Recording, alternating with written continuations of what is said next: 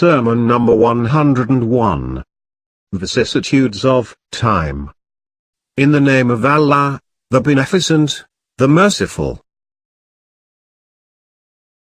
Praise be to Allah, who is the first before every first and the last after every last. His firstness necessitates that there is no other first before him, and his lastness necessitates that there is no other last after him. I do stand witness that there is no God but Allah, both openly as well as secretly, with heart as well as with tongue.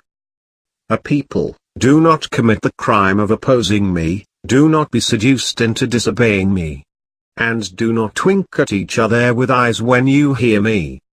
By Allah, who germinates the seed and blows the wind, whatever I convey to you is from the Prophet. Neither the conveyor of Allah's message, that is the Prophet, lied, nor the hearer misunderstood. Well, it is as though I see a misguided man who is shouting in Syria and has put his banners in the outskirt of Kufa. When his mouth would be fully opened, his recalcitrance would become intense.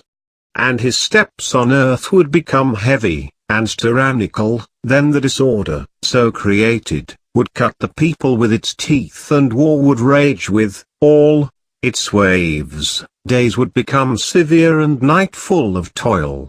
So when the crops grows and stands on stalks, its foam shoots forth and its lightning shines, the banners of misguiding rebellion would fire up and shoot forth like darkening night and surging sea.